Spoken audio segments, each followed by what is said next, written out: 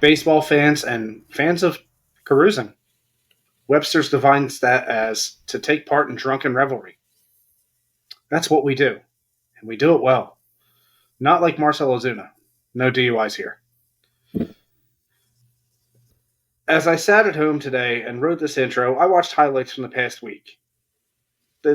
Just having fun watching this and trying to figure out how I was going to write this.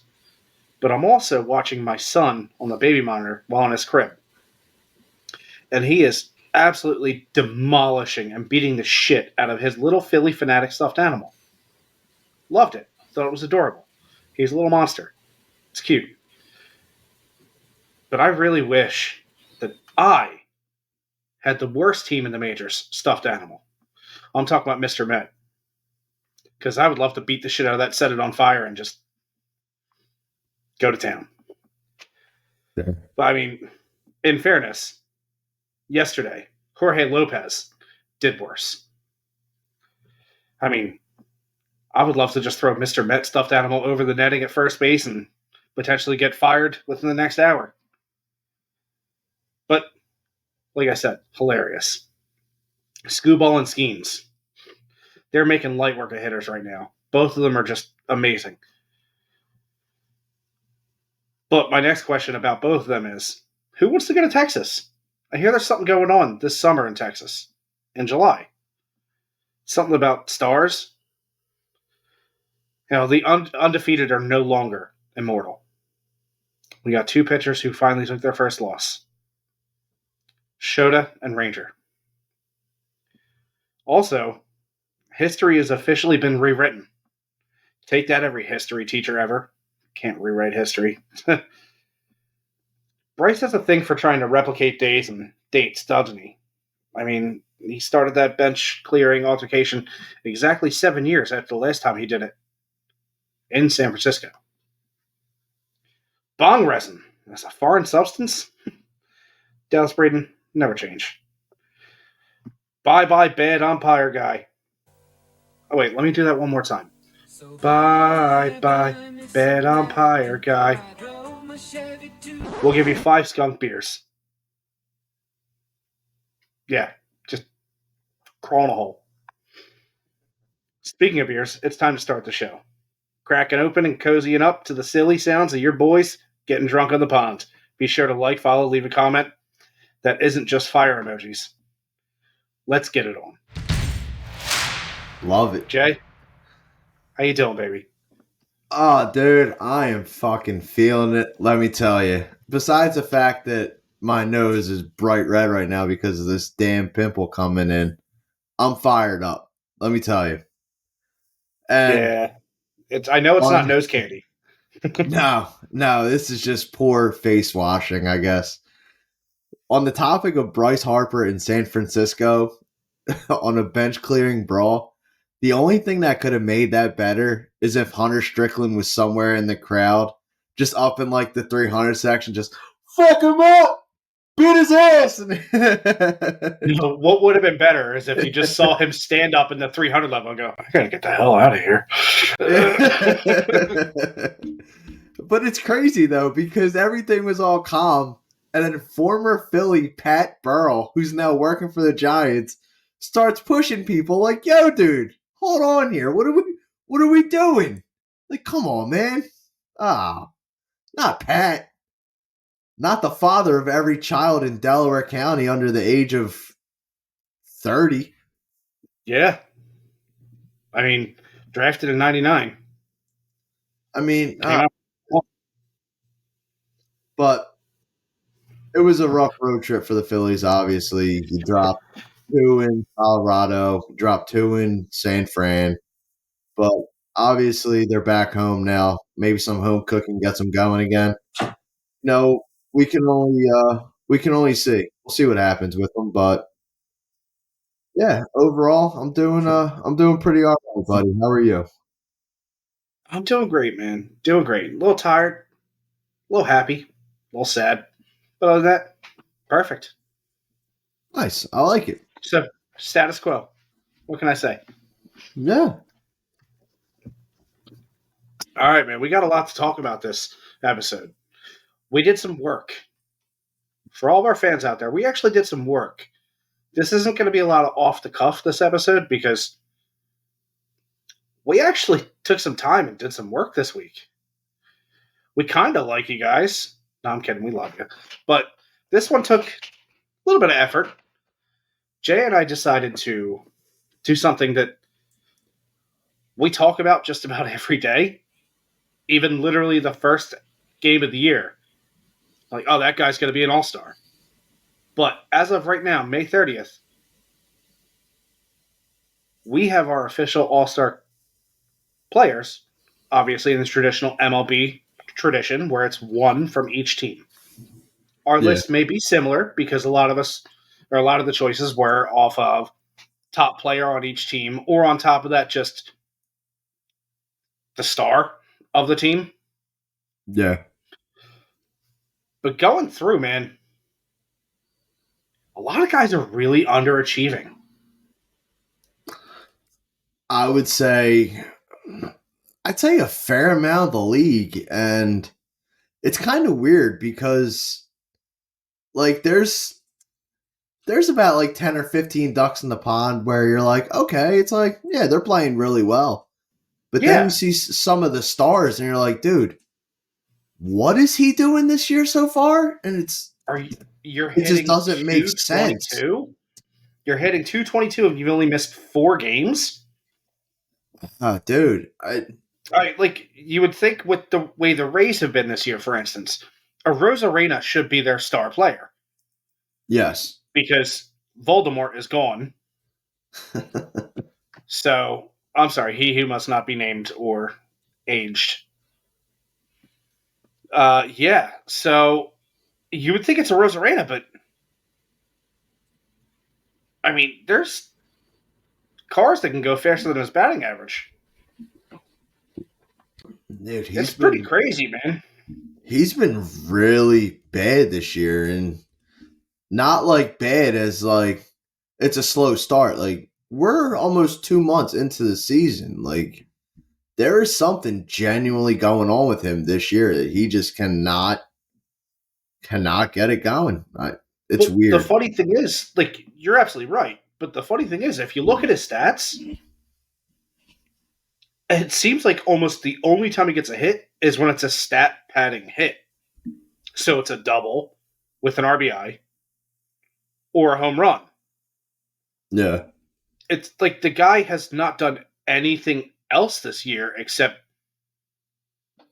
score a single run or earn 1 run for the team. It's hilarious, but also concerning because averages across the league are down. Oh, yeah. Like, I'm looking at Corey Seager, and he's batting 260. We're talking about the guy last year who batted 337. Araya is still doing his job and making great contact and putting the ball in play and getting on base, but he had a really bad start in April. So his batting average is nowhere near where it should have been. But also, I guess, playing on the Marlins. Well, yeah, all right. That's all I needed to say, playing on the Marlins. It's not the worst team in baseball or the worst teammate, but still, they're close to it. All right, Jay, how do you want to do this? You want to lead off? Or do you want to split it up and go each division? I say we split it up and go each division. I feel like that'll make it a little easier. Cool. All right. We can go AL Central. It seems like they're our golden child. Like, we talk about them more than the NL East, unless we're talking about the Phillies. Yeah, it is kind of weird that we spend a lot of time talking about the AL Central, and I mean, I'm a Tigers fan. I really want to see them turn it around at some point in the future. That's why. I mean, but they're not bad this year. No, they're not bad at all. It's a shame that Reese Olson's pitching so well, and he's 1-5 on the year with a sub-2 ERA. Yeah, like just unheard of. But that's for another time. We'll get more into the Tigers. Let's just talk about our picks for the All-Star game. Do you want to split it up and go each team back and forth? I think Yeah. that's fun. Yeah, All I think right, that's cool. fair. All right, buddy. Age before beauty. Thank you. For Cleveland, I feel like this is just an obvious one in Jose Ramirez. Absolutely. I mean, the dude has 16 home runs, 56 RBIs, and he's batting 282. Plus, he has almost double digits in steals. Come Yeah, on. like I've never I seen a mean, punchy guy that fast. J Ram was just the obvious answer. The only one I could really give a vote to outside of him is probably Tanner Bybee, but Tanner Bybee really hasn't. He's He under the really majors. hasn't been on J Ram's level at all. No, Uh but no one on that team has. The only other no, person I've really enjoyed in that team for the past couple of years has been Clase. But Clase's had a very down year, too. Last year, he blew the most saves in baseball. But he's still a dominant closer.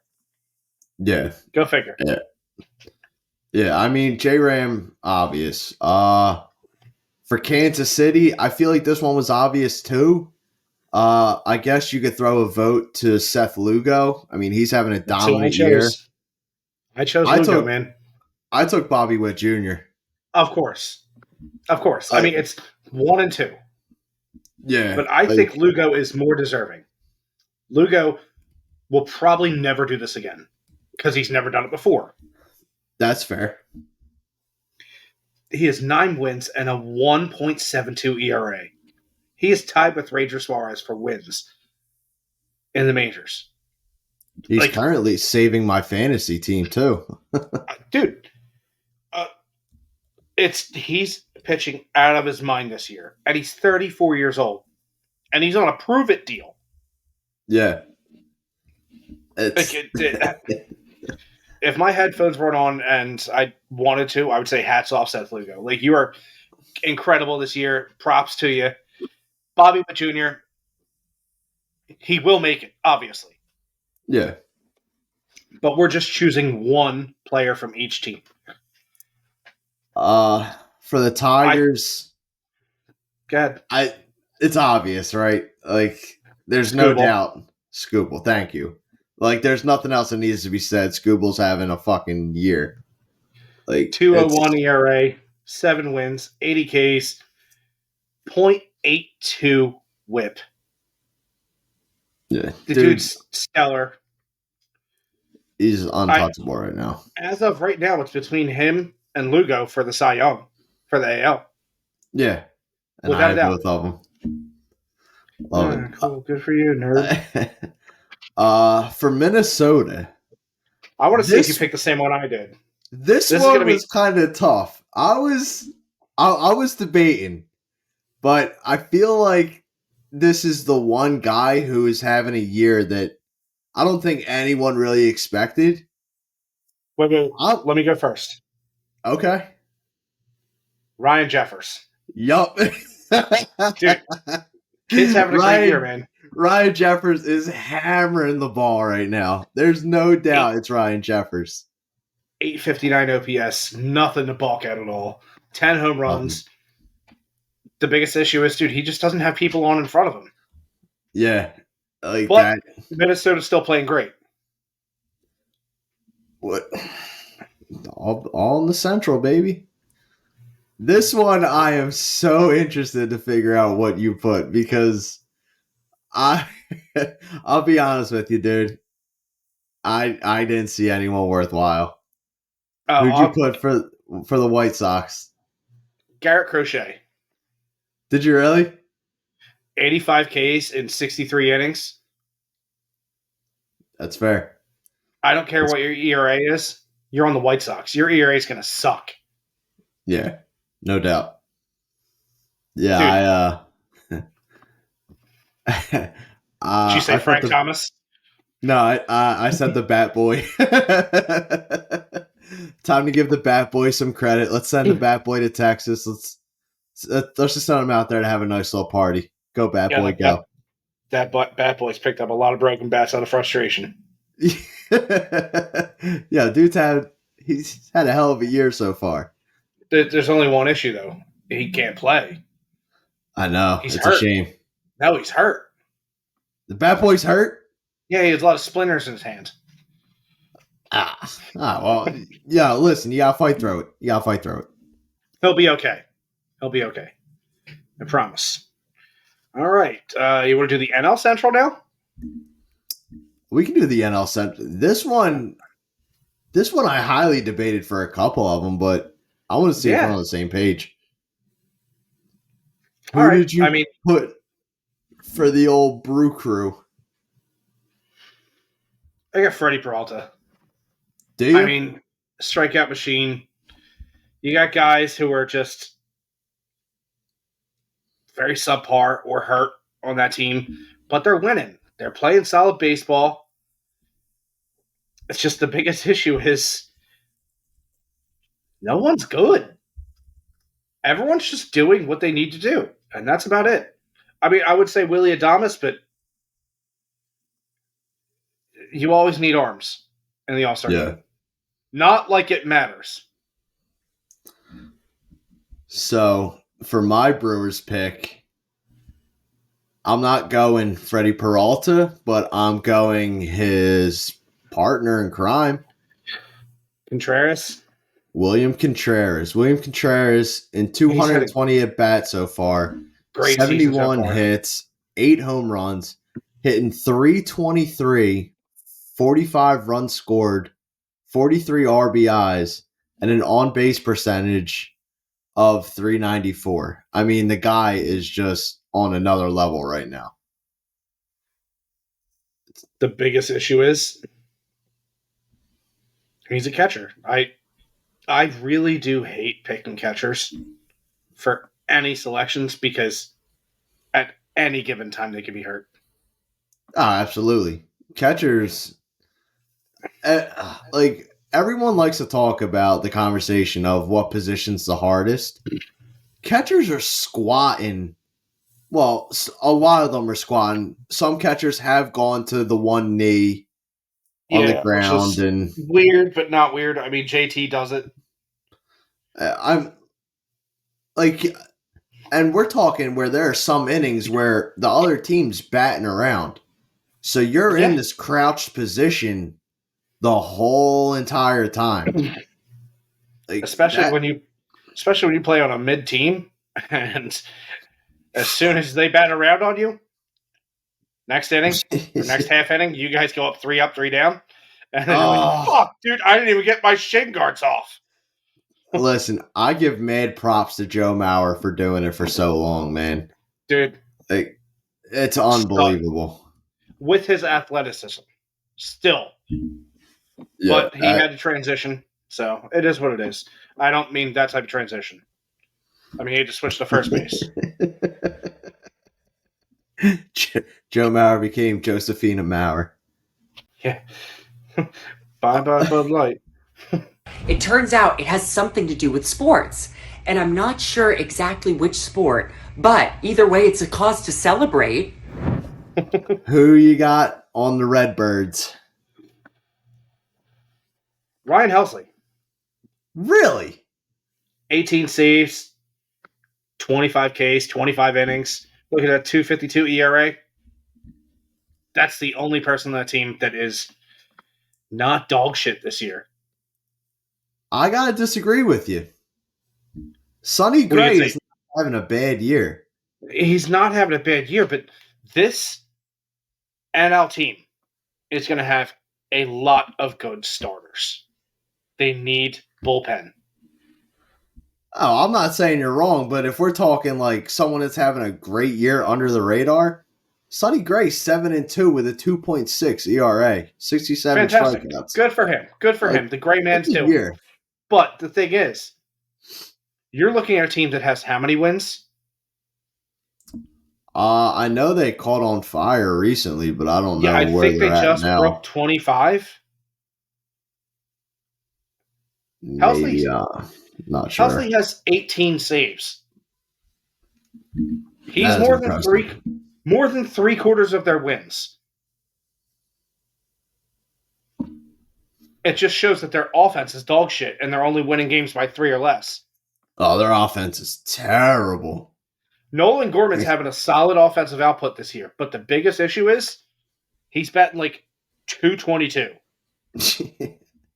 The only other person in that lineup helping him right now is Alec Burleson. Burleson's having a good year too, but he wasn't even a starter at the beginning of the year. No, he was riding the pine. Yeah, because they thought Jordan Walker was still going to be a fucking player. I'm so glad I didn't take him in fantasy. I was so close. Honestly, after our draft, if you took Jordan Walker, I probably would have punched you in the shoulder. Because I would have said, dude, he's not going to make it past April. I genuinely thought he was due for a turnaround, and after I watched the first week, I was like, oh my God, he's still bad. He still forgot what a baseball bat is. Like, nothing has changed. But, said, another argument for another time. Who are you taking from the Caribbean? Who's your pirate? Well, you best be believing in ghost stories. You're in one. I really want to take... I got two here. Ooh. One's more deserving than the other. Jared Jones. Okay. Jared Jones has been fantastic. For a rook, this kid's been... Well, he's not really a rookie, but it's the first time anybody's heard his name. He's just an absolute stud. But do you think Paul Skeens gets it? I think there is a very big chance he gets in. You want viewership, and you put Paul Skeens there, viewership. Because all of 8.2 million of Libby Dunn's fans, if she asked them to watch, at least 3 million to watch. I see it like this. They're going to put him on the ballot, and there's a big chance he gets in. Could you imagine that first inning of Mason Miller versus Paul Skeens? Look at 103 versus 103. Dude, you're feeding families with that matchup. Everyone's tuning in for that inning. That's unfair. For my pirate pick, I took someone, and this is someone I believe really deserves it because just another guy that's having a great year, but completely under the radar, Connor Joe. Connor Joe's a stud. He's a very underrated stud.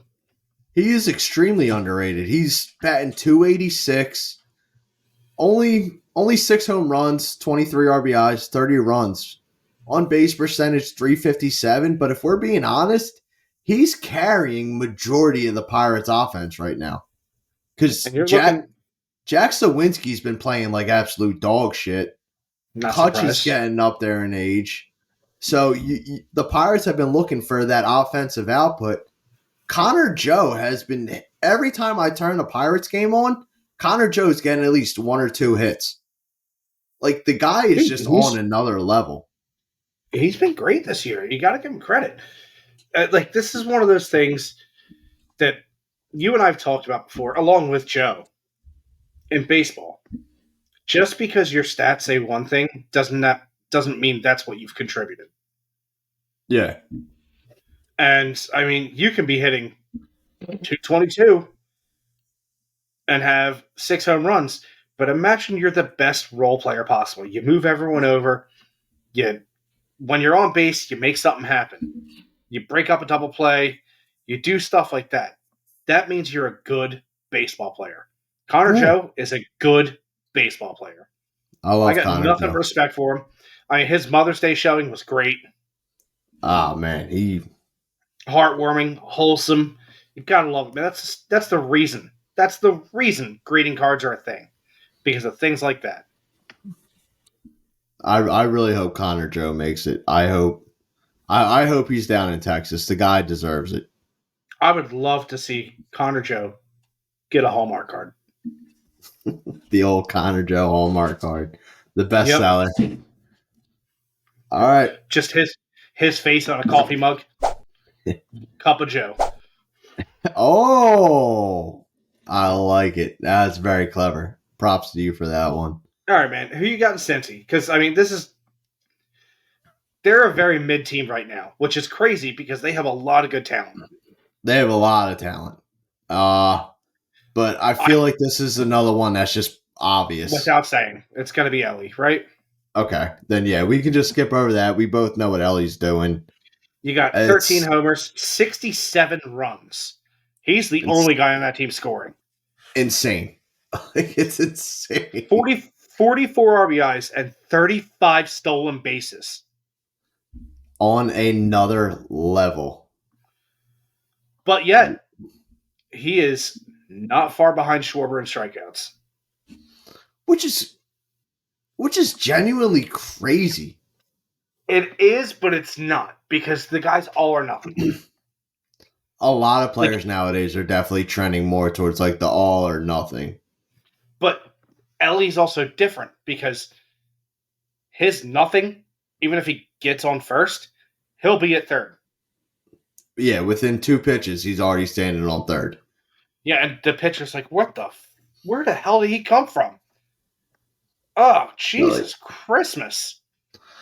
All right, and Chicago, this has got to be an easy one, too. Shota. Yep. Like, dude, it's obvious. It's so obvious. Literally, up until his last start, 5 earned runs on the season. 5 earned runs.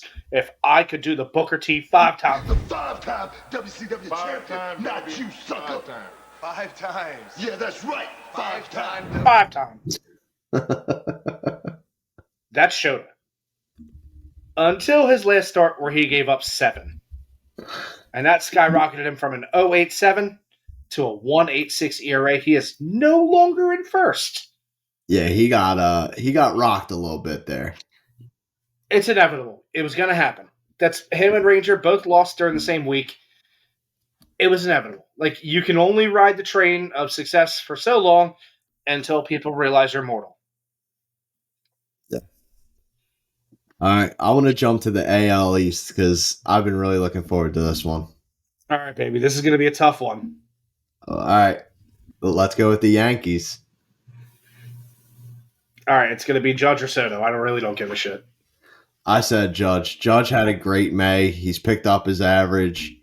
Dude is hammering the ball right now. 17 home runs, hitting 275, 39 RBIs, on base percentage boosted to 407, slugging 613. The guy's just on another level. Like, that's fantastic. Good for him. I'm glad that someone who's 16 feet tall is doing all right. Good for him.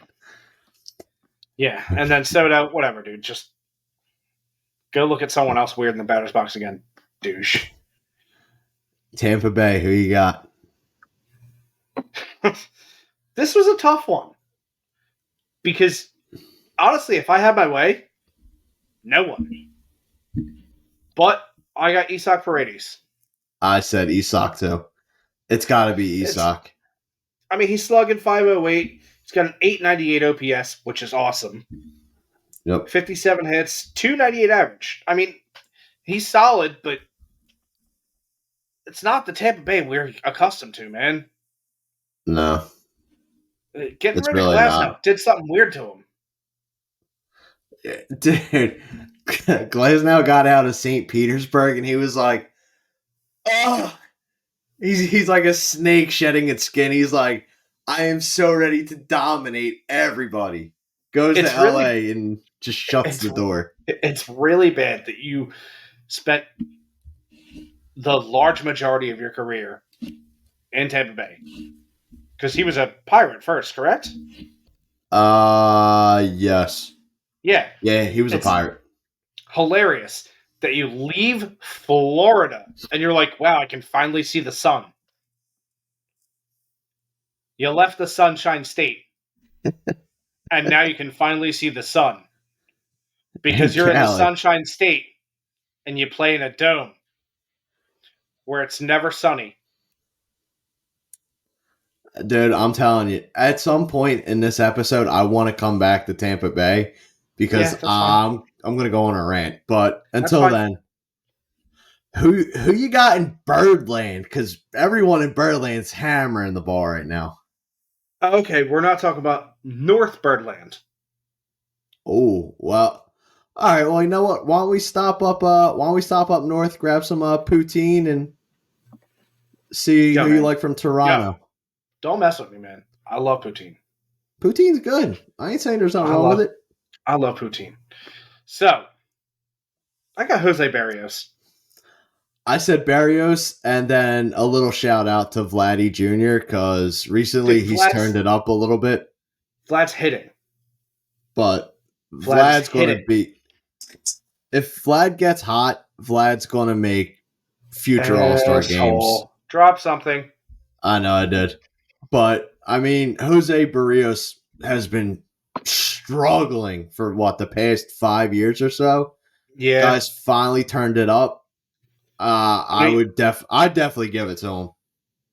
I mean, he's got a 2.95 ERA, which is solid. A 1.10 WHIP. Can't argue with those numbers. Him leaving Minnesota was the best thing possible for him. Yes.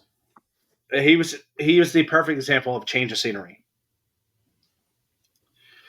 All right, man. Who do you got in South Birdland? And I'm not talking about the South. I'm talking about lower than Philly, right above DC. I'm going with my boy, Gunnar Henderson. Ooh, put some Old Bay on that. Gunnar.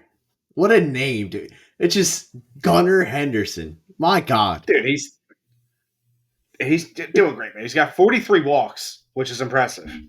Dude. 18 homers, 41 RBIs. If you have a 938 OPS, 42 runs, you're killing it, man.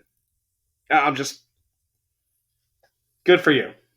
The kid has talent. The kid's a stud. Did I mention 18 homers? Yes, you did.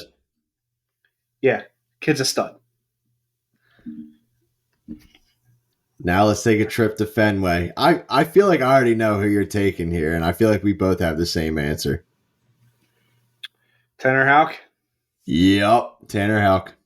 I mean, a 1.9 ERA, an 0.99 WHIP. I don't need to say anything else. Yeah, surprisingly enough, it could have been Pivetta if he didn't get hurt. That's fair.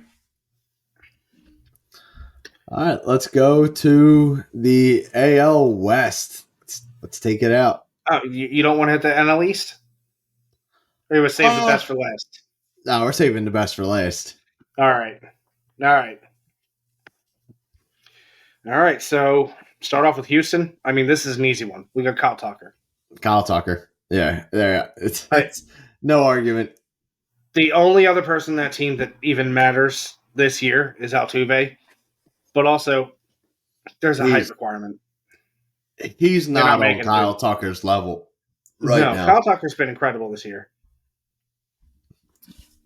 The dude has a 52 speed in MLB The Show, but he has 9 stolen bases this year. Impressive. So, this is the one where I laughed because I genuinely I felt like I just had to pick someone because after thinking about it. Who'd you take for the Angels? Taylor Ward. I was going to take Taylor Ward for what he's done so far, but I was like, you know what? Let me give Tyler Anderson a little shout out. Because Tyler Anderson's had a solid season on the mound, dude. I was kind of torn, but Taylor Ward, he's done great.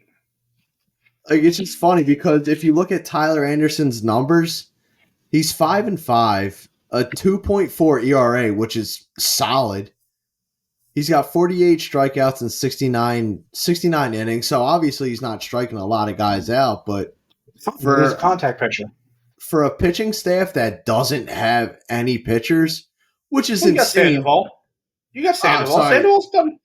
He's done all right. They got Sandoval, Detmers, but when we're talking about a pitching staff that 4 or 5 years ago legit drafted nothing but pitchers, and to get nothing out of it, it's a little insane. You should have at least hit on 2 of them, 2 or 3. That's pretty embarrassing.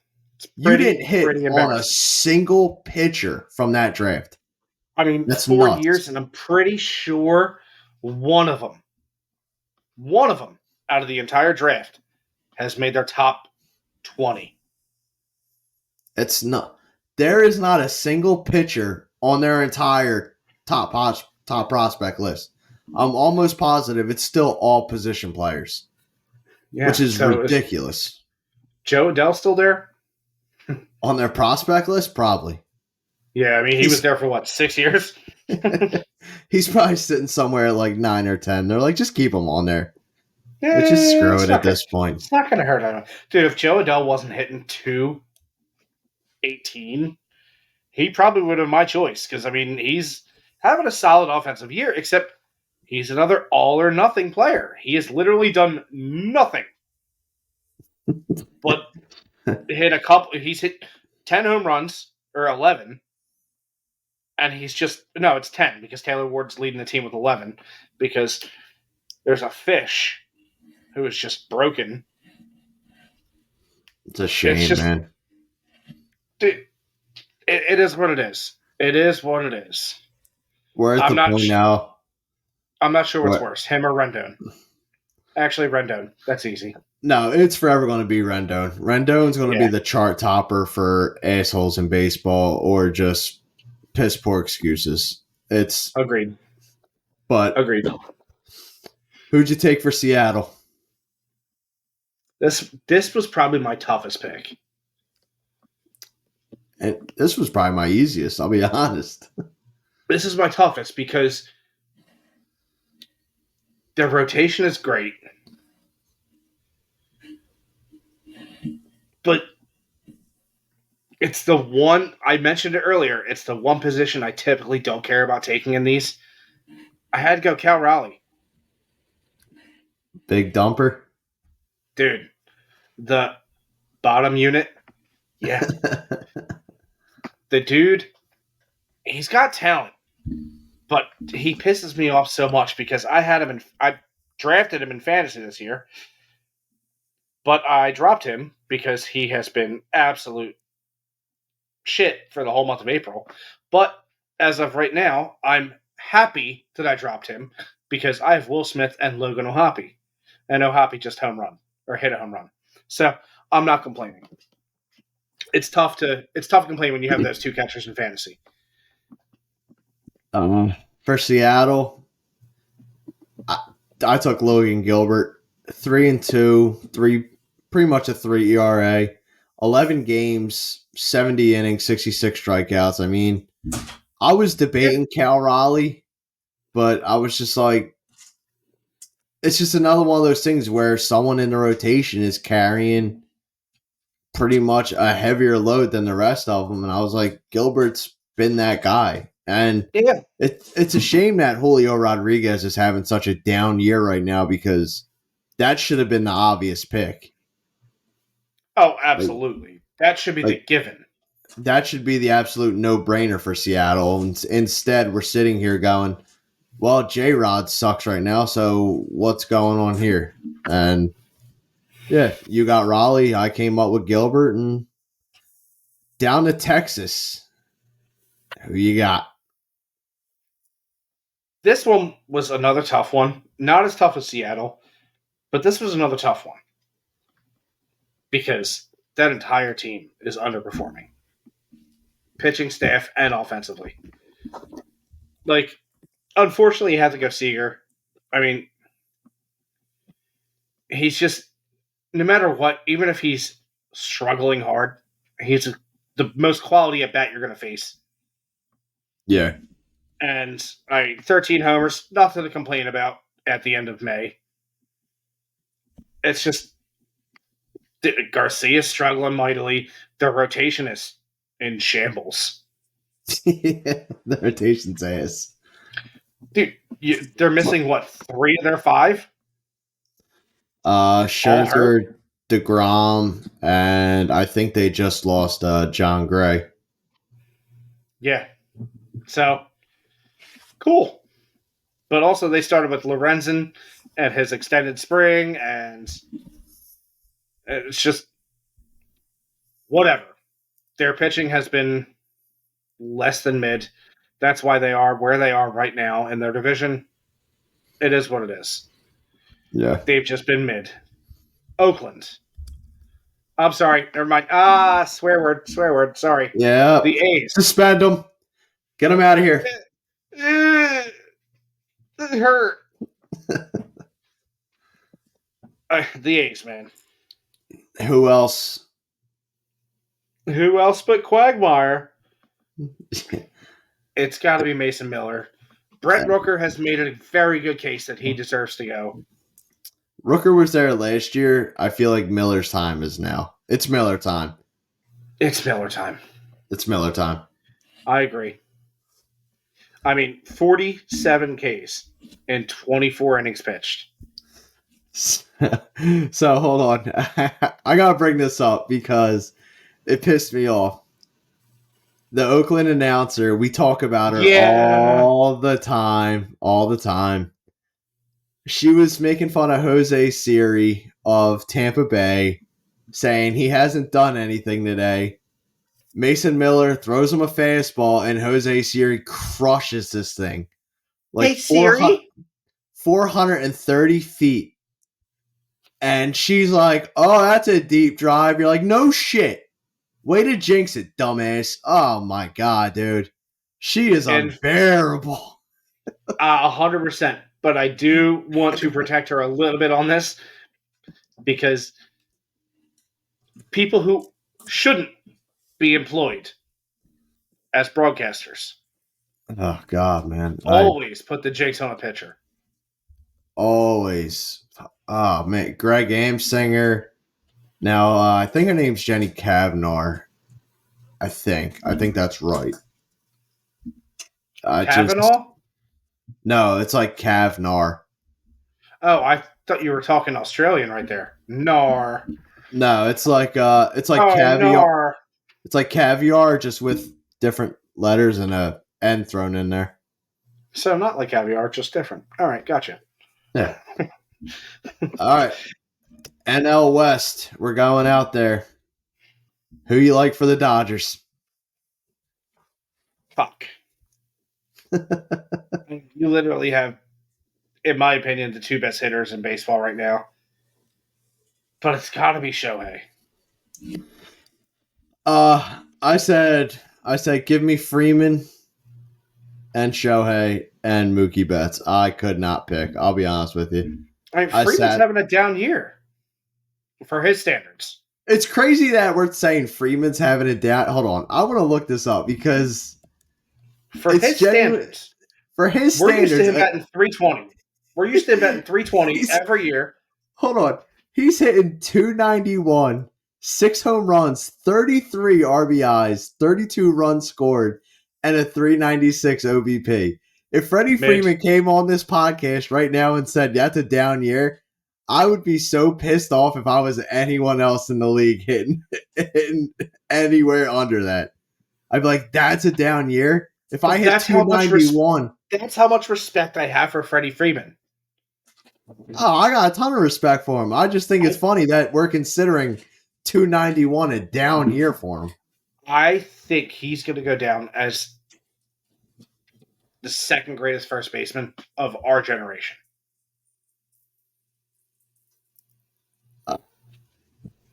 He's definitely top 5. He's definitely got an argument.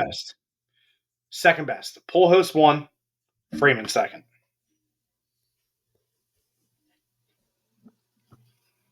All the other ones that we grew up watching were prior to us being 12 and 13 years old.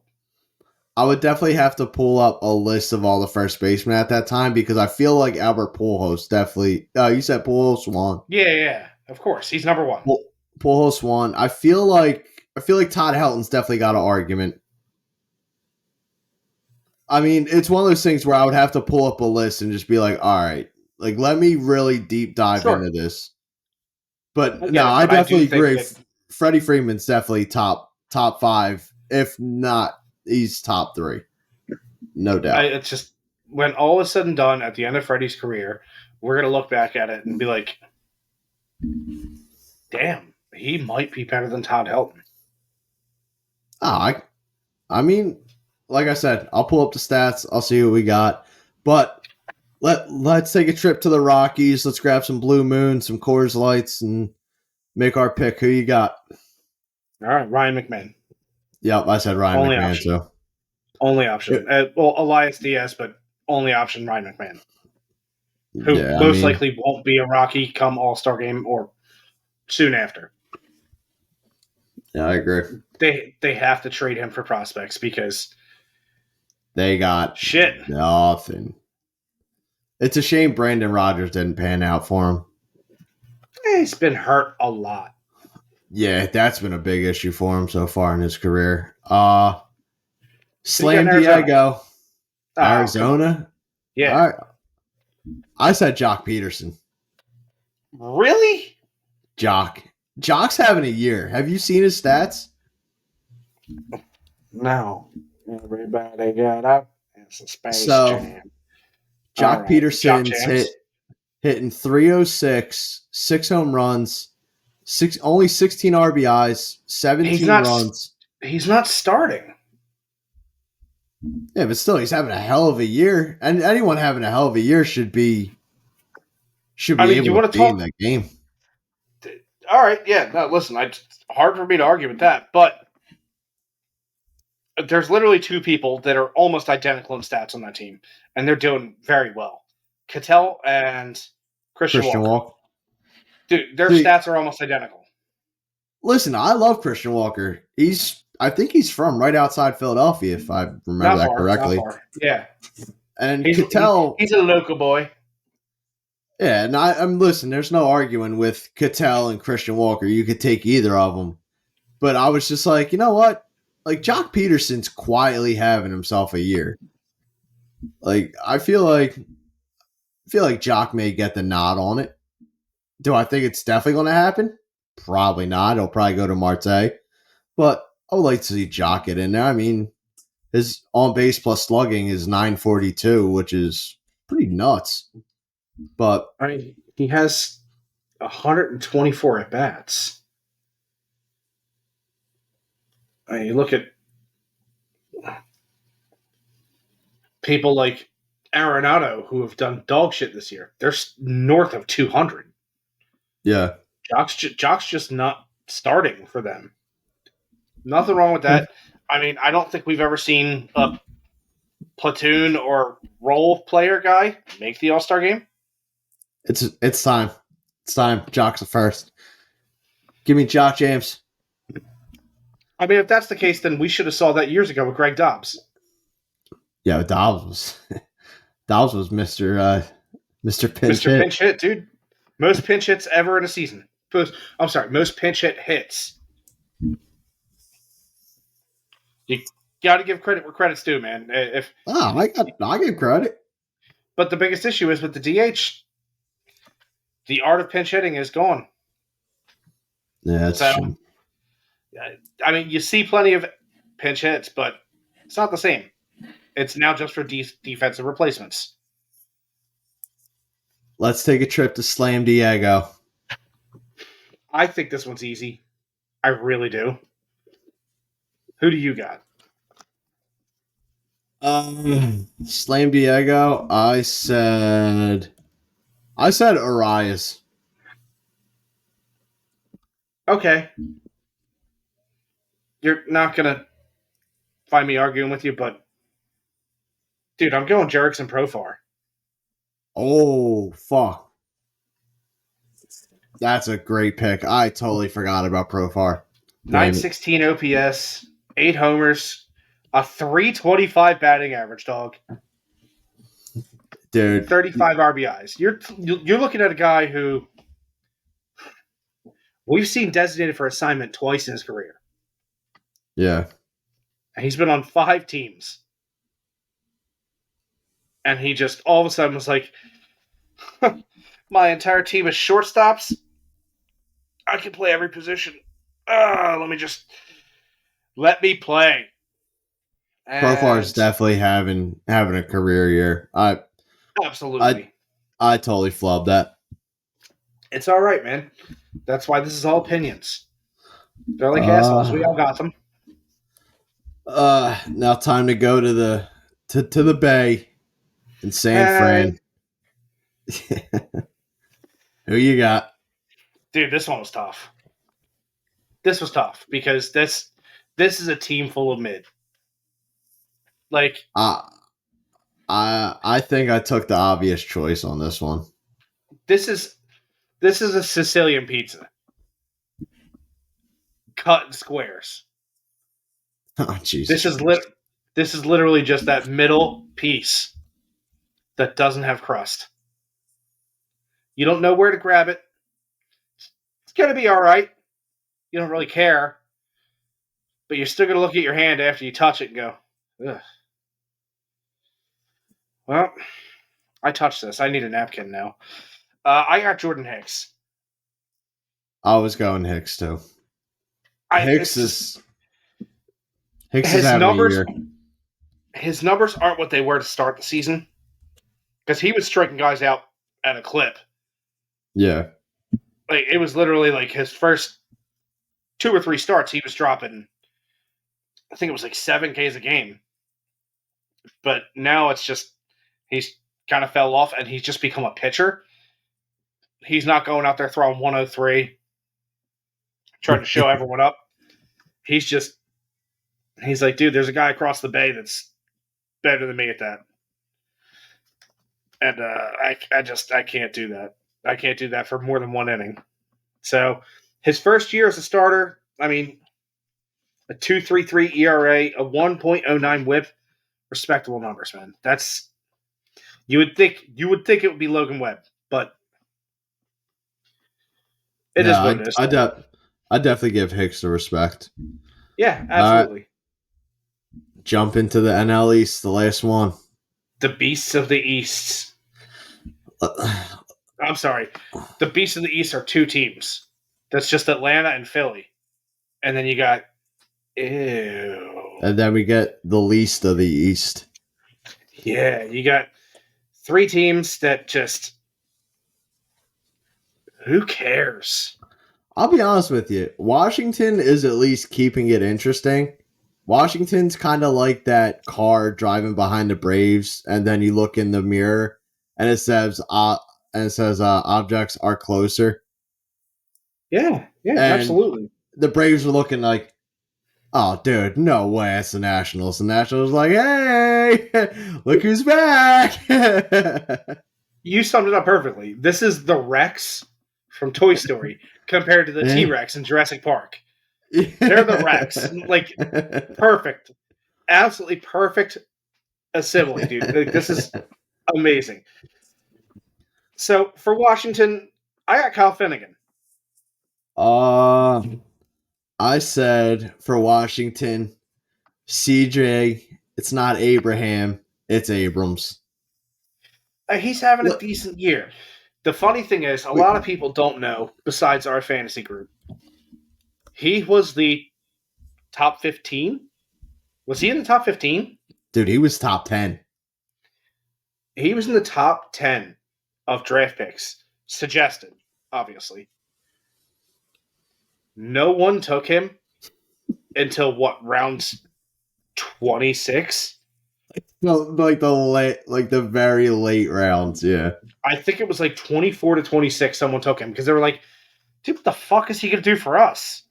But also, everyone else had a shortstop, and he only has 1 position eligibility. And, I mean, dude, he's put up numbers this year. You got to put respect on his name. Absolutely. He was a good get for Soto. I think the bigger get that they got was, or is still in the minors right now. No, James Wood. Who? Oh, James Wood. Yeah, that kid's going to be something. James Wood is hammering the ball. Second I just baseman, hope. right? I think he's an outfielder. Okay. But I really hope, for the sake of James Wood, he's not another case of Joey Gallo who comes up hammering the hell out of the ball and then all of a sudden just completely loses his ability to swing. Like, that would suck so bad. Well, hang on. Pause. I bet you don't actually think Joey Gallo has missed any of his swing. Have you seen the news? Yeah, I saw. Do you believe it? It's tough. I mean, obviously, come on. Give the man some credit. in fairness, he also took Greg Maddox's daughter to prom. Yeah. The guy Wait, was it Greg gets Maddox? around. I think it was I Greg don't know. Maddox. I could find this up in 2 seconds because it was So- hilarious. So to cut in real quick, James Wood in AAA, he's hitting .355, 9 home runs, 31 RBIs, 10 stolen bases. Right now he's on the 7-day IL, but I mean the dude is just hammering minor league pitching. James Wood's a stud, dude. He's going to be an absolute monster. But yeah, Let's go down to that empty, barren stadium in Miami. Who'd you take? Jazz, because no one else in that team matters. Jazz. That's the same pick I had. You wish you could take Luzardo or even Scott, Yeah. but both of them have just been Very water from a mad. dog bowl. Yeah, water from a dog bowl. Dog water. Yeah, absolute dog water. Who do you got in Queens? Mr. Met. Send the mascot. Send the mascot. Fuck them. Fuck the team. Fuck the players. Send the mascot. Shit, I was going to say Frank from Barstool. But no one wants to see him do anything physical. Or just no one should want to see him, period. Dude, yeah. I guess Alonso, so he can actually belong in the home run derby. Dude, if he got in the All-Star game, that payday come free agency is that's going up at least a quick 10 mil. He'd be like, I was just an All-Star. It's like, he might be going on the IL though. He just got hit in the hand yesterday. Ah, that's right. He did get hurt. I forgot about that. Yeah. It was my buddy's birthday, and he blew out candles. And I was like, "What'd you wish for?" 2 minutes later, he looks at me and winks. It was awesome. Jesus. Yeah, dude, it might come to fruition. Not exactly as bad as I said, but as of right now, Alonso has 12 home runs, 24 RBIs. Oh, we're close. Dude, We're how close am I to my prediction? I want him to hit 44 home runs I want him to hit 40 home runs with 44 RBIs. And he's definitely in that range, man. Like he's really closer than he should be, which is kind of sad. Yes. And like I was looking at his stats and I went, "Get out of here. Really? I'm this close?" So I actually have a stat, but I'm going to save it for after these last two. Okay. Who you taking in Atlanta? Chris Sale. That's the obvious one. I have Chris Sale immediately. I mean, their offense has been anemic. Acuna, he's legit on life support since game 1 of the season. It's a damn shame. Yeah, sure. It's just their offense has sucked except for Marcell Ozuna. Yeah. But I'm never going to say anything positive about that guy. Ever. I'm sorry, man. I'm not a big fan of people with DUIs. I don't think anyone should be a fan of someone with a DUI. No. The second you get one, you should lose your job. Doesn't matter what your job is. I'm fine with that. It's just it just shows that you have zero responsibility and you don't care. But also, dude, he's also an other issue problem person. But dude, just screw him. Let him die in a fire, but not die. Just let him get badly maimed and yeah. Yeah, I mean, it's fair to say Marcell Ozuna is just beating baseballs, and I mean, you could just go on Google and look up Marcell Ozuna beating, and it's going to come up. You may see something else, but we'll just save that. Your first place, Philadelphia Phillies. Who'd you pick? This was not the toughest, but this is kind of the most unfair one. Because you got 3 guys who should be a starter. As of right now, Harper's stats alone show that he should be starting in the All-Star game. Bryce Harper ranks among other NL first basemen. 276 average. Second. On-base percentage, 381. Second. Both of those are behind Freddie Freeman. Slugging, 541. First. OPS, on-base plus slugging. First, at 923. Homers, first with 13. RBIs, first with 41. He should be your starting first baseman for the NL All-Star team. But you also have Alec Bohm, who should be the starting third baseman because there has not been a better third baseman in the NL. Even close. You can go across the board. No one's even close to him in doubles. No one's close to him in RBIs for third baseman. And his average, it's dipped over the past 2 weeks because he's taking a break. He's taking a break, that's all. Yeah. Taking a break. It's just that Alec Bohm has proved time and time again that this kid deserves to be in the majors. He is a talent.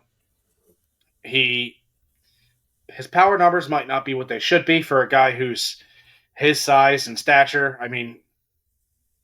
No one should be 6'5", 6'6", and have 4 home runs. Yeah. It's just weird.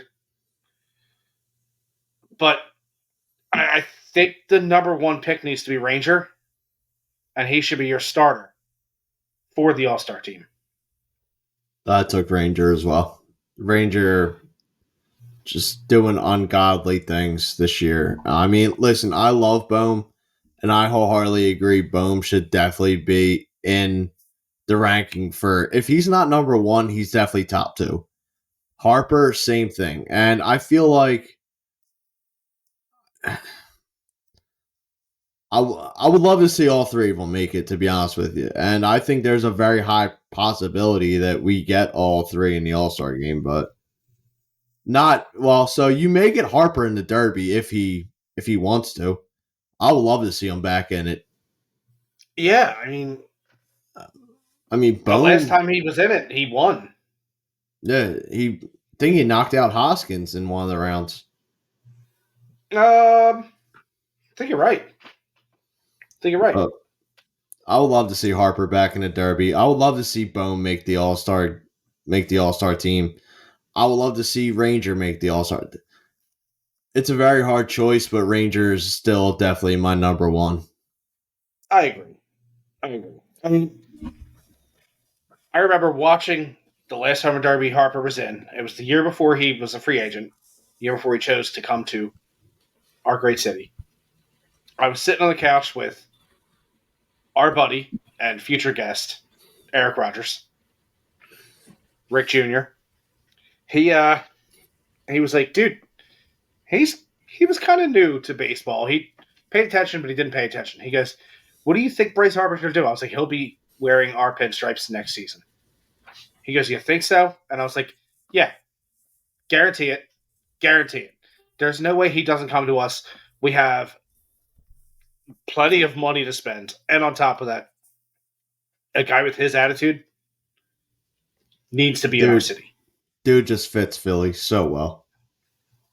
But don't forget, dude, he's also changed a lot since he came to Philly. Oh, he's matured tremendously. He's matured tremendously. And on top of that, he has also become more of a natural leader than a forced leader. Yeah. He had some pretty good talent on his national teams of veterans ahead of him. He didn't have to be the top dog. Comes here with that 19 team. Yeah, you were immediately top dog. Yeah, there was no doubt about that. Like I said, it's the All-Star game. We still have a month or so until pretty much anything happens. So we could about 5 weeks. About 5 yes. weeks. So anything could change in the next 5 weeks. There's no Absolutely. doubt. But This is just preliminary thoughts and at predictions. the end of May, this is just where we currently stand, and probably in the next 5 weeks or so, we'll come back to it and we'll talk about the shit that we said and see if there's anything we would change. But during that whole thing, I told you that I had a stat for you to give you, and you brought up Pete Alonso and his home run to RBI ratio. Yeah. Do you remember the name that I followed up with the last time we talked about this? Yeah, my boy, Tyler O'Neill. The Tyler O'Neill update. How is my boy up in Boston doing? Right now, he's struggling pretty bad, but his home run to RBI ratio is 11 home runs, 17 RBIs. So he's hit a couple with people on, but he's still got a spread of 6. So man's got to drive in some more runs. All right. Well, listen, I got a fun fact for you. Hit me. And this is before we dive into the more serious stuff. This one's something to add a little bit of lightness. Actually, before we do that, we should do 3 up, 3 down. I agree. Yeah, let's find out how the manager of Lids is doing. Joe, take it. Greetings and salutations, friends. It's Joe here again. We're going to do another version of 3 up, 3 down. For this one, as before I did this, was playing the show, one of my favorite baseball games, and I thought I'd do a 3 up and 3 down on classic baseball games. So 3 that I love and 3 that I don't like. Not going to do any of the next-gen consoles, so no PS4 or higher on this list, because, I mean, the show is amazing. So if I just did all that, everything would just be the show for the 3 ups. So we're going to give everybody else a shot here. Top 3. Again, no particular order, but I am going to open up with I think the best baseball game of all time for the PlayStation 2, and that was MVP Baseball 2005. A lot of fun times playing this at my fraternity house. Funny thing about it was one of my fraternity brothers is a diehard Yankee fan, so he shut off Tessie, so he would never have to hear it when he played. The franchise mode was great. The creative mode was great. I think I kind of touched on it before with my my dream lineup of fictional players, but the creative team that I did the first time I did it with the Orioles was all movie players except for me at third base. So again, like even just like starting a franchise with like a dump of a stadium and then building it up, it was just great. I loved every second. Had a minor league system. This was one of the first games I remember with a minor league system. It was just, and the just remembered the mini game where you would hit you'd have to hit tractors and get points off that. I don't remember what it was called, but I would use Easy Row and I would just kill everybody with it at the house. We would play drinking games with it. It was a good time had by all. Number 2, for the Super Nintendo, there was a Genesis and a Nintendo version of it, but I love the Super Nintendo version more. And that was Baseball Simulator 1000.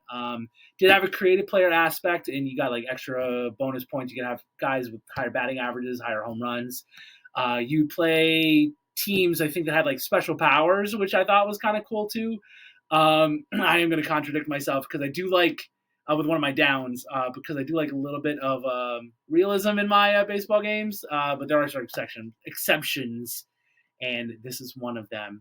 And then again, not so much realism in this one, but for my third, who didn't love backyard baseball? I mean, 2 words: Pablo Sanchez. Guy was an all-star. He was a slugger. He was the man.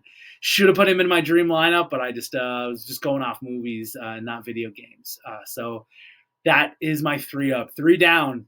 Tecmo Super Baseball, I wasn't a big fan of. I think the thing that really hurt them was Tecmo Super Bowl was one of the greatest video games of all time. And then they did another Tecmo game. Basketball was good. but the baseball just didn't live up to the hype. There was no player licenses, so it was all like fugazi teams, and it just wasn't a big fan of it. The other one was Bases Loaded for Nintendo. It had like a weird angle that like it wasn't like straight ahead like you see now with like over the head of like the pitcher and the whatever. Like it was at an angle, and I just didn't like it. It was this hard. I just didn't like it at all. And then finally for my third for the Sega Genesis was World Series Baseball. I knew it was early on in the voice days, but the now batting for the Atlanta Braves, number 27, first baseman Fred McGriff. That kind of like was a little choppy. The fact that like the fastest fastball, like you could go with a certain pitch, and then it was like fast, medium, or slow, and like nobody went over like the fastest fastball. I think was like 82 miles an hour, and like you tattoo that, and that was like the biggest thing for me was again. I know I contradict myself with some other stuff, but like with those kind of games, I really liked a little bit of realism. And like one year I did a season with the Mariners, and both Jay Buhner and Ken Griffey Jr. had 75 home runs within like a month and a half of the season. So it's just all you did was hit home runs. I know in the 90s chicks dig the long ball, but yeah, it's just I think you either popped up to short or you just hit the ball 6,000 feet. So those are my 3 up, 3 down. Also, honorable mention to RBI Baseball 4 or 94, one of the two. That was a great one because you can create your own team. And I had to play in Fenway Park because with the lineup I had, I was always hit home runs unless you played at Fenway and just hit it off the wall. So I would just hit constant doubles. Again, contradicting myself because, I like realism on my games, but that wasn't super realistic. But that's my 3 up, 3 down. I'd love to hear what you guys thought. What games did you love? What games did you guys hate or couldn't stand? You know what I mean? Yeah. So that'll end the inning. And hope you guys enjoyed this segment. Many more to come. Solid. Yeah. So thanks, Joe. I'm really glad that they let you hold the keys to close up that lids. Yeah, dude, you're always awesome. We love you, Joe. That was a good 3 up, 3 down. Appreciate you, bud. But Jay, do you want to hear a really fun fact? I love fun facts. Madison Bumgarner. Oh, God. He has more Grand Slams in his career than Prince Fielder.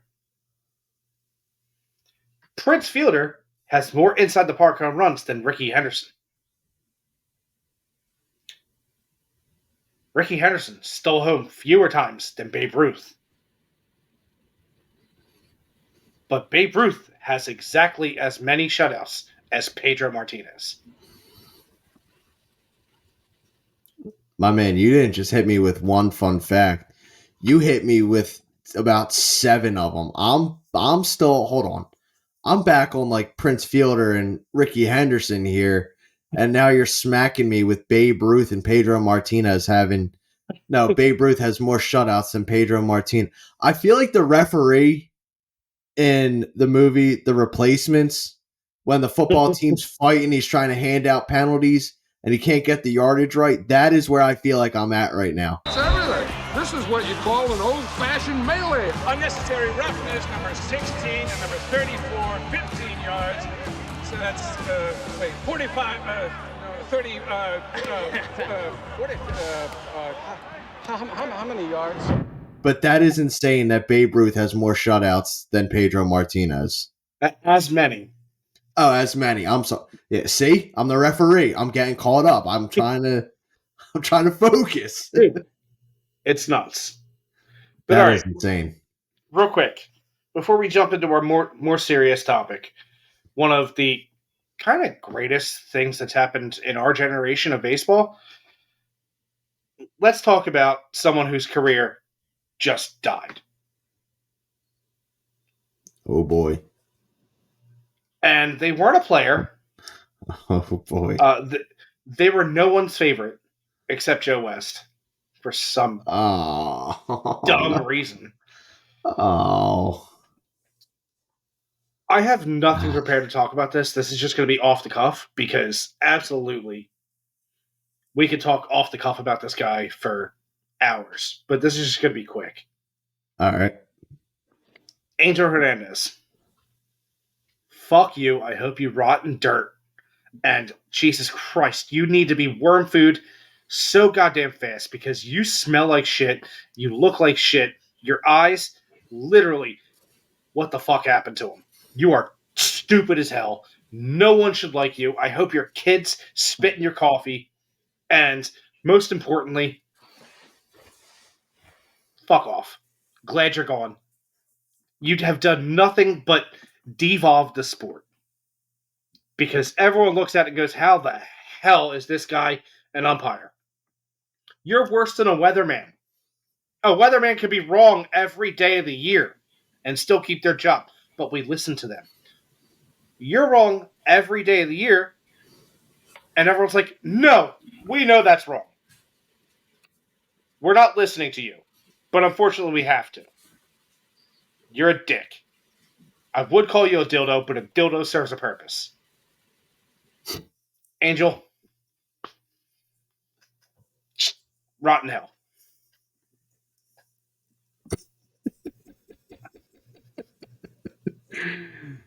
All right. Hard to follow that one up, but I'll give it a shot. Angel Hernandez.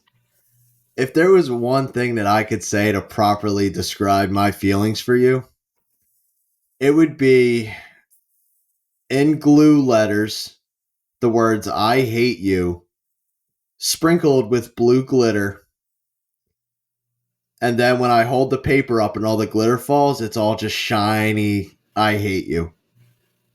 That's it. I despise what you did to baseball. I give you absolutely no credit for anything you've gotten right somehow. And I genuinely hope that you deal with nothing but the unhappiness that you gave to all of baseball for your entire career. So, yeah. Fuck you, Angel Hernandez, you scumbag. Joe West, you can kick rocks as well for sticking up for the same scumbag. Yeah. And your diabetic socks. Dude. So, yeah. That's about that.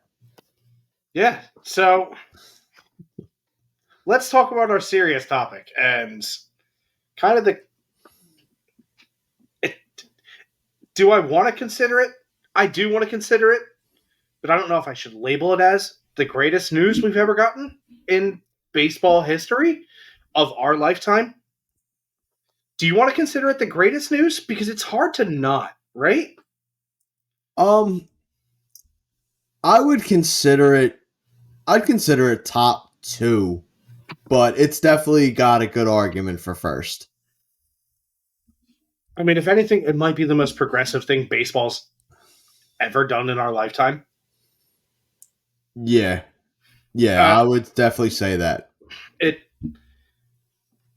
For those out of the loop, baseball just did something that I don't think any other sport's ever done. I don't think so, to be honest with you.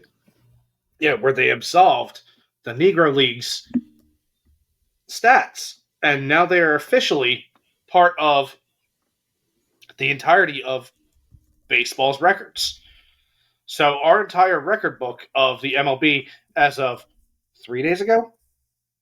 Yesterday. Was it yesterday? Yeah. Yeah, as of yesterday has officially been tinkered with. Not in a bad way, only in a good way. I look at this as progression in the proper time. It should have happened sooner, but they did it properly because the MLB did something that I knew was going on, but I wasn't hearing a lot about. It was a 3-year program of actual legit historical researchers properly going through every single channel, traveling across the country, looking at record books, history books, looking at legit notes that people had in their homes and scorecards that they found from people in the area that were just in lockboxes and safes and in between a Bible, like shit like that. Like This was a legit, deep down American Pickers style digging, diving, and legit entrenching yourself in research. All due respect to that. That was incredible that they did as much as they could.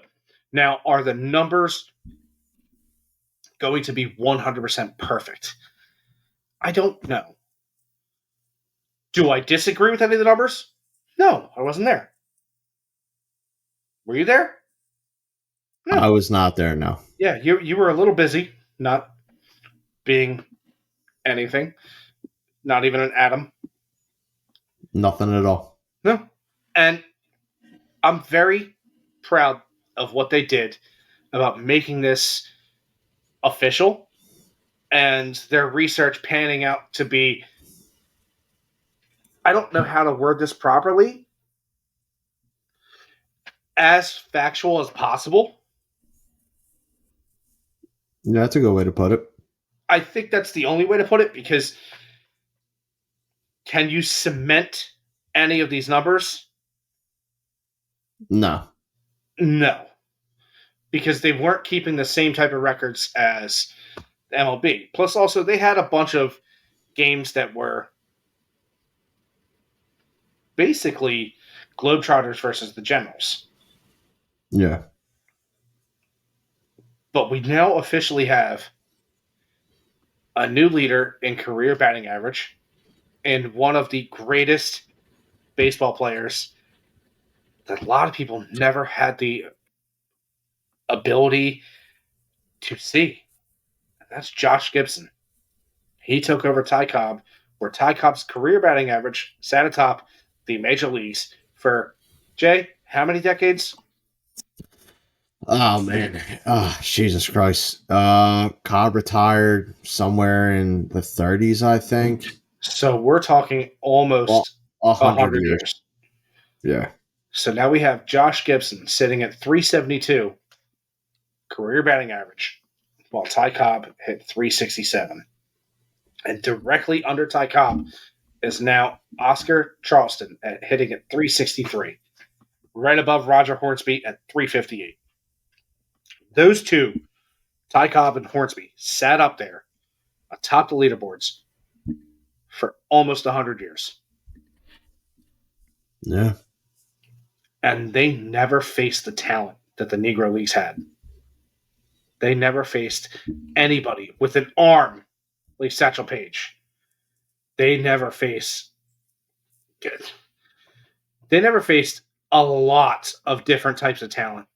Stuff that I don't even think these guys could have fathomed facing. In fairness, Ty Cobb, Hornsby, they might have been facing guys that on the weekends were working at grocery stores.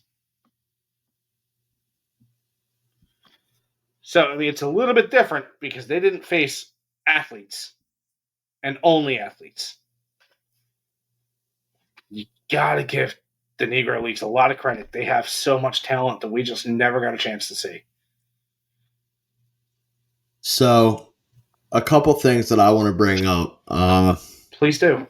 A lot of the stats from the Negro Leagues, obviously, as you said, you can't cement them because they did a lot of barnstorming. And what barnstorming is when you're not playing professional teams, you're just playing. So how baseball was back in the day was you had your big city teams, but because baseball saturated the country, small towns had teams.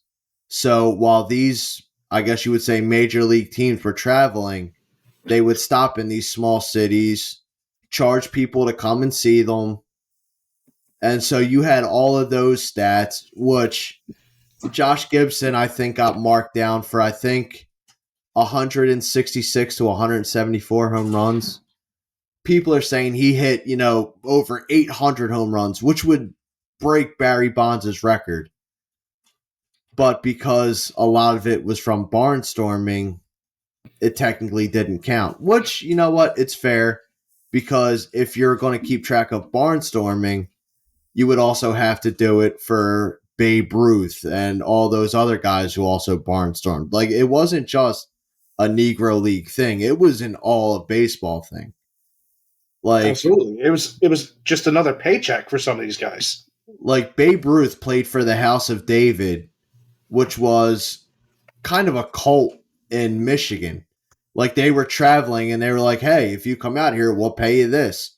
Babe Ruth had to wear a fake beard because they had a rule where you couldn't cut your hair, you couldn't shave your beard. Babe Ruth strapped on a fake beard and probably hit like 20 home runs, and they were like, wow, this is the greatest Christian man I've ever seen hit home runs. But that's for another time. The other thing that I want to bring up that you mentioned, Josh Gibson, there's no doubt that Josh Gibson is one of the greatest, not only Negro League players, but one of the best baseball players to ever live. Yeah. And I find it to be a damn shame that he passed away at the age of 35. I don't know his cause of death. Do you? I believe it was a stroke. I think he had a stroke. And he went to the doctor, and the doctor said, well, you got to stop this. And he was like, no, I'm not doing that. Suffered from bad headaches. And then I think he ended up passing away from a stroke. Let me double check that, because this is someone's legacy we're talking about. Sure. So I'm sorry. In early 1943, Gibson fell into a coma and was diagnosed with a brain tumor. He refused surgical removal and lived with reoccurring headaches. In 1947, Gibson died of a stroke at 35 years old. Now, the one thing I want to bring up, because I find this to be really sad, he died in 47, which I think was the same. I think it's the same year or the year before Babe Ruth ended up passing away. I believe year before. I think he was 48. I think Ruth was 48. So Josh Gibson was buried at the Allegheny Cemetery in Pittsburgh, where he was in an unmarked grave until 1975. The reason I bring that up is just to bring more light into the fact that this was a man who was considered one of the greatest baseball players of all time. At that point in time, one of the greatest athletes. That just did not get the credit that he deserved. And this isn't one of those things where it's like, well, they're only doing it for a good public image. No, they're doing this for the players that weren't allowed to be in the same league, weren't allowed to be in the same restaurants, not allowed to be in the same places. Same room. As just you couldn't be around. And it's a damn shame that one of the greatest times of baseball, we can't consider the greatest because half the country wasn't even allowed to play. Well, they were allowed to play, but they weren't allowed to play with the white athletes because of a gentleman. Yeah, because of a stupid gentleman's agreement, and Kennesaw Mountain Landis, who's hopefully burning in hell, because of some dumbass agreement like that. So I'm so happy that baseball did this. And for those people who were like, well, they didn't play Major League Baseball, so it doesn't count. Guess what, buddy? They did something for you too.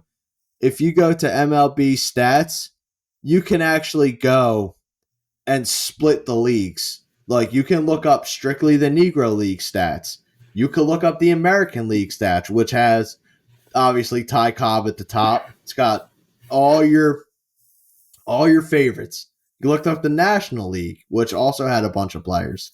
You don't have to look at the combined stats if that's just going to piss you off because Josh Gibson had 8,000 less at bats, so it doesn't really count.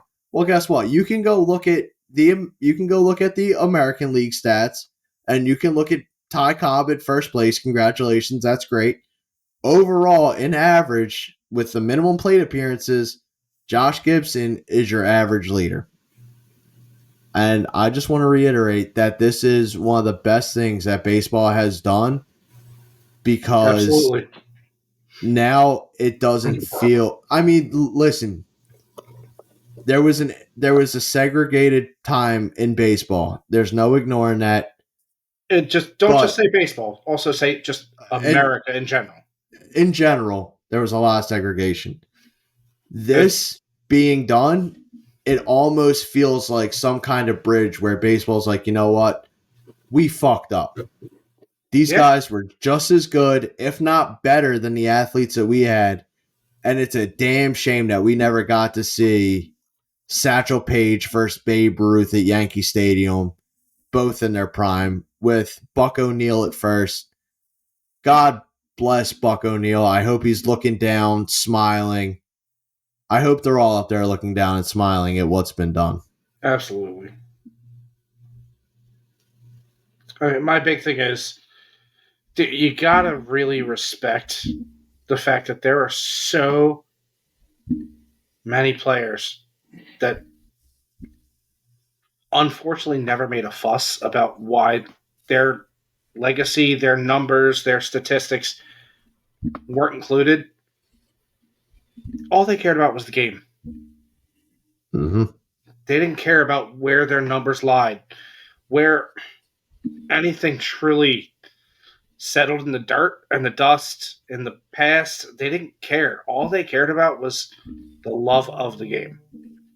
Yeah, I got to give them so much credit. And I'm not sure if anybody who was put into the records is still living.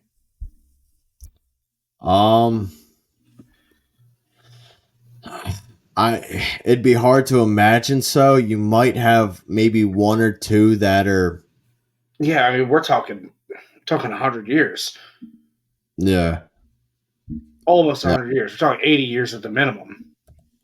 Yeah, you may have a couple guys that got to the late 90s and are still hanging around, but yeah, I mean, it'd be very hard to imagine.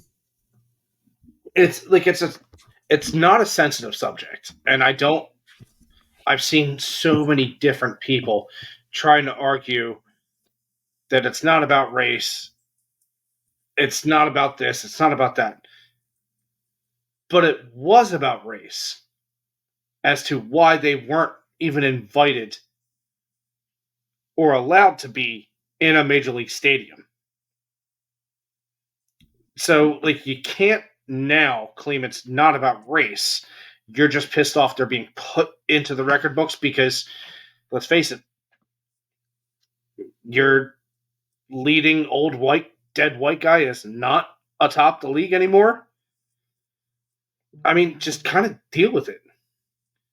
It's just, unfortunately, now you can't claim that that's what it is. Now you have a whole new added section of the league to kind of admire. If you love the game, admire it. Yeah. Respect it. Love it.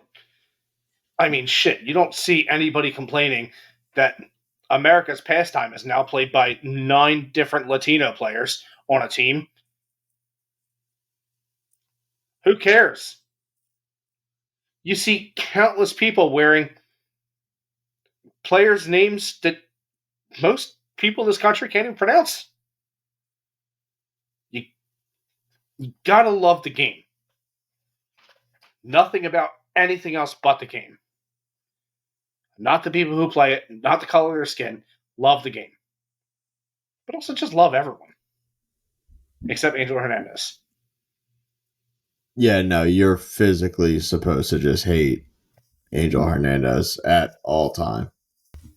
It's a rough subject because you want to kind of navigate it properly without sounding like a dick, but also you don't know how to not sound like a dick about it, but also you should only be praising it, not sounding like a dick, period.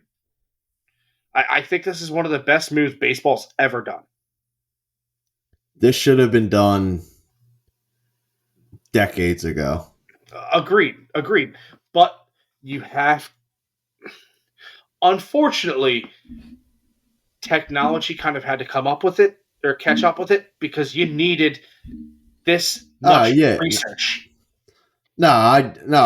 Listen, I definitely agree 100%. Like this, you needed to have a special group of people just to go around and be like, listen, I'm looking up information on this player. And I'm not just looking for like barnstorming. I want his professional stuff. Like this. Hello? Yeah, Do you like have this any notes was on the Negro Leagues? yeah, like this was a long time coming. And the fact Oh, that absolutely.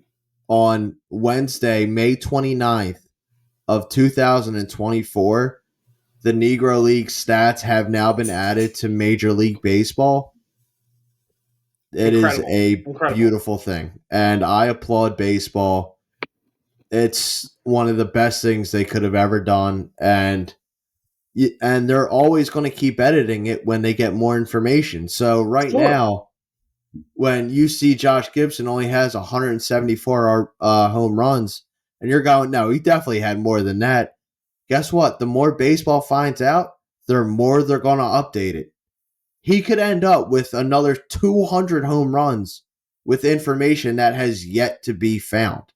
This honestly could be like a decade-long fact-finding mission. Yeah, this is not over. We're 3 years into it, and at 3 years, we finally had enough concrete evidence to actually put what we know and what we've learned into the records. Yeah. I still don't think that's a lot. Like, we got a lot more to go. Yeah, you're going to see players showing up on these lists for the next however many years. This that was have a just boots been on the long ground. forgotten by history. And this had to be boots on the ground. Like, you had to have people knocking on doors in some of the dirty South, some of the Midwest, and some of the Northeast, too. Like, you had to have some people literally walking around be like, did you have a black grandpa who lived here about 60 years ago? What'd you say, glasses? It's like, it's just a question. Did he love baseball? And, like, a lot of it, I was reading this long-ass article. I don't remember who posted it. There was legit people going around to houses where Negro League stadiums used to be in the towns. And they would just knock on doors. Do you know of anything? Do you know of anything? That's real research. Like, this is boots on the ground, people trying to actually figure out and learn and progress. Like, I give this entire fact-finding mission, but also exploration. I think that's the best way to describe it. It was a full exploration. All the credit in the world. This is people who really did research to the fullest. But guess what? They're not done. No. This is going to be where another team succeeds them. We're going to be finding shit out for the next decade plus.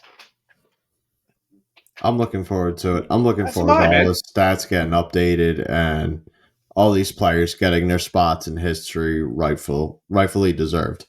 Listen, dude, the one thing we said this podcast wasn't going to be was a stat nerd podcast. We're not going to talk about all the stats that you just absolutely just make you feel like such a dork. The type of shit you should get pushed into a locker for. That's not what we're going to do. We're not talking about ex-WOBA and FIP and all that other shit. We're talking about the standard stats. We don't... Look at us. Do you look like we... Does it look like we like talking numbers? Is this the face of someone who wants to sit here and try and explain WOBA to you? No. No. We love hardcore standard baseball stats. Give me the standard. Don't give me, oh, well, he's got a viper. What the hell is a viper? It's a snake. Viper is not a real goddamn stat. Stop it. It's a dodge.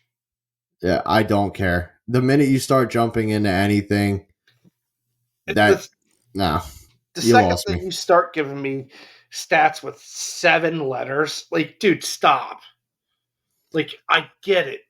You just, you're kind of a nerd.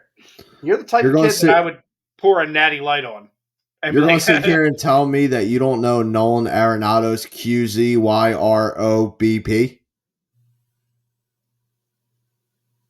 What a dork.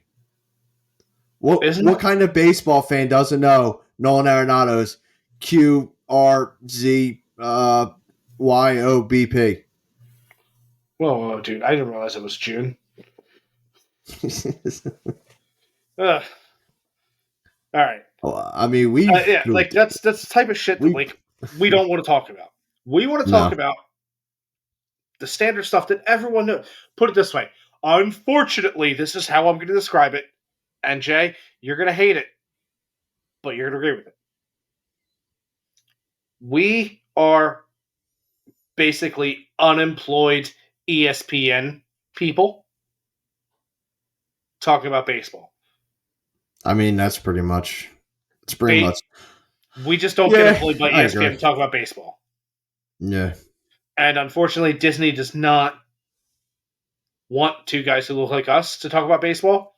They'd rather have Doug Glanville. Disney, is this the face you want someone to talk about baseball? I don't know, dude. No.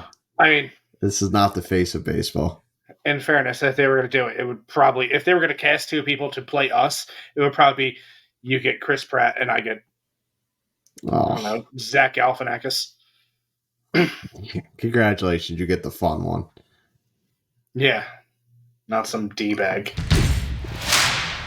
I mean, I think at this point we gotta jump right into final thoughts here, buddy. I mean, what do you got? Congratulations to the Negro Leagues for finally being recognized as a legitimate sport, and on top of that, a part of our national pastime. But also, I don't think that sharks are eating enough people. Hold on. I want to do that like head shake cartoons do, and then you hear like all the rattling around. Just the it's like, what? I'm just, that's all I gotta say, man. I just don't think sharks are eating enough people. I've dealt with too many stupid people the past couple weeks, and sharks should be eating them. But yeah, what about you, Jay? Okay, very interesting. I will give you that. Thank you. For my final thoughts, I have two on this day.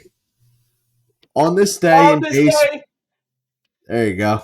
On this day in baseball, May 30th of 1927, we're going back 97 years. This is pretty cool. Walter Johnson's first appearance of the season is the occasion of the last shutout of his career, number 110 in a 3-0 win over Boston. 110 shutouts is absolutely insane. I think he liked to give up runs. It's just he was stingy. I mean, clearly so. For my second on this day, we're jumping to 1935. So we're going, 89 years now? Ooh. Babe Ruth. You know him, the great Bambino. Baby Ruth. Babe Ruth plays only the first inning of the opener of a doubleheader between the Boston Braves and Philadelphia Phillies at the Baker Bowl. Ooh. Now, what makes this so special, it is his last major league appearance. Ooh. In 1935. He left that first inning, got a hot dog, and said, I'm tired of this shit, Grandpa. On this day, 89 years ago, Babe Ruth stepped off the field as a major leaguer for the last time. Damn shame. And then for my last point, on June 20th, 2024, obviously, Ooh. The Giants and Cardinals will face off at Rickwood Stadium in Birmingham, Alabama for the first ever American League, National League game played in that stadium. What makes this so special is that it is the former home of the Birmingham Black Barons of the Negro League. Oh. teams will be wearing throwback uniforms just to mark the occasion, which Fantastic. I think is awesome. And it's going to be broadcasted on Fox. So, Stellar. Every bar in America will have it on. And I actually put a comment under that because this is something that I want for this game. To make this even more special, no commentary. Let the sound of the ballpark and the ball game speak for itself. If you're doing this for the whole nostalgia feeling, then fully lean into it. I don't want to hear two ESPN douche canoes telling me about something that doesn't even matter. I want to listen to the actual game. What's up? What do you got? Listen. I love baseball. I mean, I would hope so. Just as much as I love my future wife and my beautiful son. It's equal for all three. I'm not watching a commentary-less baseball game. Did you see the Tigers and Royals game from earlier this year? I guarantee that their commentary was awful to begin with, even if they had it. So they had to do it through like a cell phone because somehow the radio broadcast just completely shit out. So the guy is just on his phone, just making the calls. And I was like, this is so great. And he's literally just like, honey, not now. I'll get diapers later.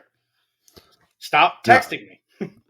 But as I said, that's my personal opinion. I would love for the game just to be the game because I don't want to keep... I agree. That would be fantastic. You really want to make it nostalgic. Keep the commentary. Put a filter on it. Give it like that old through a speaker. Now, you see her? With the crackles and everything. Give it that. But make the game black and white. Black and white would be cool. Air it black and white. Or at least air the replay black and white. Or you could just go into your TV menu and just throw it on black and white yourself. I don't think that's an option anymore. Don't pull that shit. That is definitely an option. You can go. Hold on. We'll definitely find that out. Hold on. Now we're about to get into an argument. And then for my last point, Sunday, June 2nd is Lou Gehrig Day, in which teams will celebrate his life that was sadly lost to ALS, which is obviously more commonly known as Lou Gehrig's disease. So, and on this day of Walter Johnson, Babe Ruth, the Birmingham Black Barons Stadium being used for the first time in God knows how long. They don't play any minor league games or anything there? No, they had that stadium shut down for a long time. So they just refurbed it for this game. I think the total was like a $5 million refurb on it. Like new grass, they fixed up the seats a little bit. It's going to be a spectacular time. So Birmingham Barons? The Birmingham Black Barons. Rickwood Stadium. All right, let's just look at Rickwood Stadium and see their seating capacity. I think they said it's only like 10,000, but I think they're capping it at like 8,500. Yeah, we're looking at 10,800. It's 114 years old, built in 1910. That would make it the oldest stadium that a major league team is currently playing in. Yep. Opened August 18th, 1910. Wow. Hey, Jay, do you remember when you and I went on the tour at Fenway and the lady goes, does anyone know what happened the day that Fenway Park opened? And I'm like, Jay, I'm going to answer. And you're like, shut up, dude. And I was like, no, I'm going to answer. And you were like, shut up, dude. And I was like, it's the day the Titanic sank. And then like 7 people looked right at me and I was all enthusiastic. And you were like, Jesus, how'd you know that? And I was like, I just know things. And that's just some like weird baseball history. It was a fun time. I had a really good time in Boston. That was if anyone out there is listening that has never been there, I think it was one of the best tours I've ever been on. And I've been on quite a few tours because I love museums. Love museums. I love walking tours. I love all that stuff. I think Fenway might be the most educational because it might be the most historic. Okay, it's where the most historic things have happened that I've been to. It's different than like Valley Forge or like Ben Franklin's house or Betsy Ross's house or the Franklin Institute and shit like that, or even the Smithsonian. Different than that. There is consistently something new happening. You need to take Fenway Park's tour. It is fantastic. Highly recommend it. I would do it another 10 times just for fun. To jump back in, the only thing I hope for Rickwood Stadium is that once this game is done, MLB continues to take care of the stadium. I hope this isn't just please play one game there and then leave it to fucking fade into obscurity. Yeah, don't forget about it. Don't let it become overgrown. I really hope MLB, like, I hope they really, really do take care of the stadium. This thing is a piece of treasure, and I can't say it enough. I cannot wait to see this game be played at the stadium. I feel like it's going to be a great time. I'm looking at it right now, dude. Even with what it looks like prior to the renovations, it's an awesome looking stadium. Yeah. Like, Christ, Willie Mays played center field there for the first couple years of his career before he went to the Giants. It's pretty awesome. But we're getting to that point. Oh, Savannah Bananas have played there. Yeah, dude, that's awesome. Telling you, they're bringing that ballpark back to some light, and I'm so happy. Hopefully, we get to see more of that. I agree. Maybe someday we see the Philadelphia Grays. I would take it. Actually, no, I don't think that stadium's there. I don't think it is either. Another time. No. That'll do it for this episode of Drunks on the Pond. That's Rich. I'm Jay. Thank you for tuning in.